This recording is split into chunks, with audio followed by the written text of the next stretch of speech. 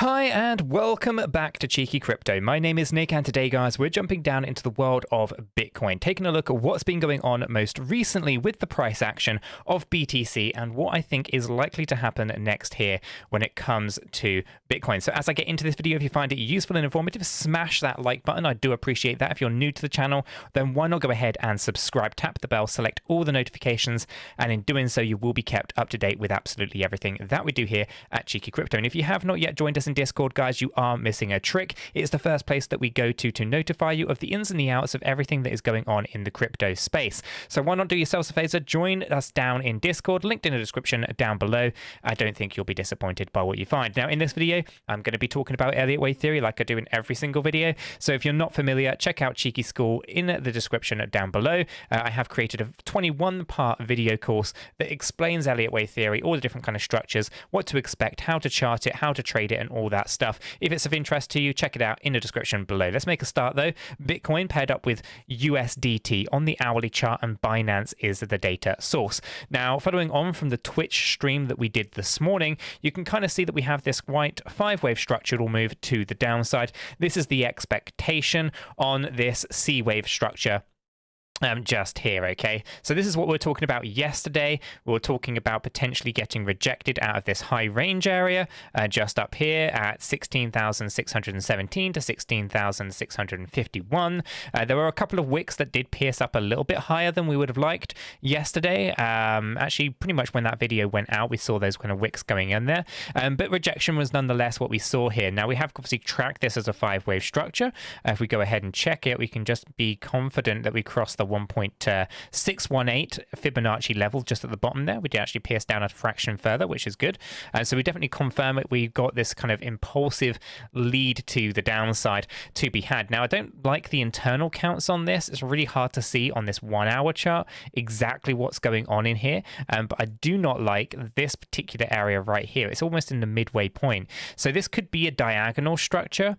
And it might not be an impulsive structure. And there is a difference between this when we talk about five-wave moves. There's the kind of diagonal structures, expanding, contracting, leading, diagonal, and obviously ending diagonal, right? And then there are the impulsive structures, 5-3-5-3-5, and they are very much the ones that you see with these big kind of, I don't want to say it, but parabolic moves, right? They're the impulsiveness, lots of FOMO or fear driving them in different directions. And then you end up with, as I said, those diagonal structures where you don't have the internal counts quite marrying up. So this could be ending diagonal or expanding diagonal, probably more of an ending diagonal.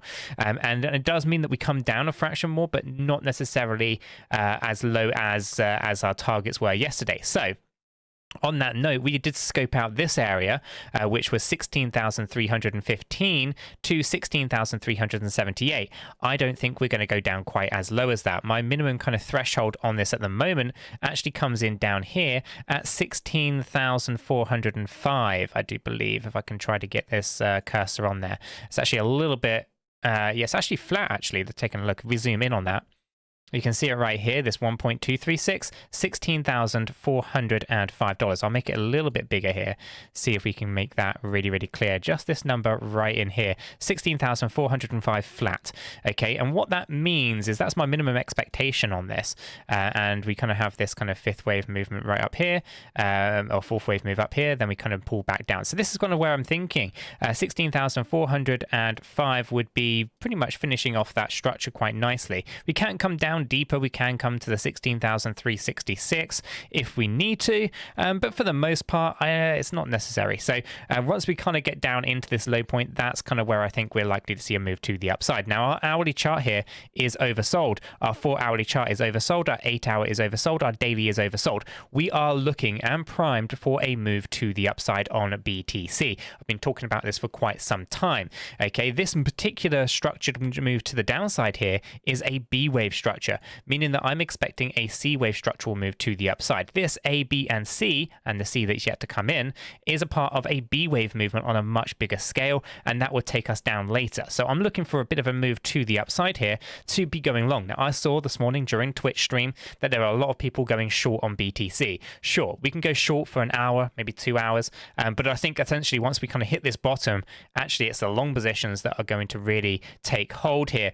So I think there's going to be a fair amount of liquidations that are going to occur as those people who were shorting the market continue to kind of get wiped out and liquidated. That is being said, as long as they stay in those positions, there is an opportunity, in my opinion, to come out before we actually do see this move to the upside. But it is going to be really, really tough if you're not monitoring the charts, because it could just be one quick wick down here, meet that minimum threshold, and then we can rally. So let's go ahead and take a look at these stocks, right? So on our hourly chart, we can come down just a fraction further before we rally. That's not a problem. The 4-hour chart's only just here, which means we still have that downward momentum for a fraction longer. Doesn't mean we have to be down here for very long. You can see previously we come in and we can move straight back out again. But my expectations are that we finish that 5th wave movement. I don't like the internal counts, but, you know, I still think we're likely to come on, move down, hit those 16,405 area, and we should be good. Now, on the 8-hour chart, we can see some progression to the upside required. We can also see that on the 12-hour, the 16-hour, if it will load, the 20-hour, and the daily chart. All of these are looking pretty good. The weekly chart, if it will load, still has progression to the upside. I'm expecting everything to kind of move up quite a bit, all becomes overbought, and then we go down into new lower lows, as I don't think we are done with the bear market yet. Okay, so essentially I still think we are going to break down from this area, but before we break down from this particular area that we're in, if I zoom out here a fraction and just bring this in, before we can break down, I do think that we have to basically just see this move upwards. We need to have a bear market rally. Nothing too much, nothing too major. I'm not expecting us to push past the $18,000 threshold. I would say that we'd be in the 17,000s somewhere, whether that's 17.5, 17,900, somewhere in there. I'm not expecting us to push up any higher than that. Okay, so 17.5 would pretty much be a nice kind of round number to kind of be thinking about.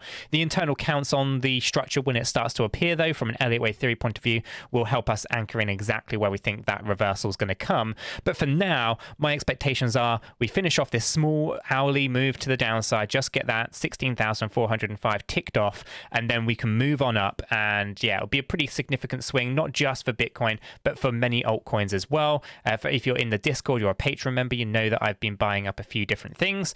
I have bought some 𝗕𝗓, some FRA, some VeChain. I'm in the market today for some XRP, possibly Sandbox if it reaches those lows that I'm looking for. And I'll be looking at these things and seeing whether or not I'm going to hold them or whether they are just going to be swing trades. I suspect that most of these are probably just going to be swing trade opportunities because essentially I do think that we are likely to come down into new lower lows, and there's some fantastic opportunities to come in and out of these projects a few times and build bigger positions. So essentially I think that's where my mind is at on this, but obviously we'll let the structure and let the data tell us what to do a little bit further down the line. I'm going to leave this video right there though, guys. If you have found this brief analysis of BTC useful, informative, smash the like button. I do appreciate that. If you're new to the channel, subscribe. Don't forget to join us down in Discord, and if you want more information about Elliott wave theory, check out 𝗕𝗘𝗪𝗠𝗠𝗏𝗏𝗏𝗏𝗏𝗏, linked in the description down below, guys. Until the next one, have a fantastic day.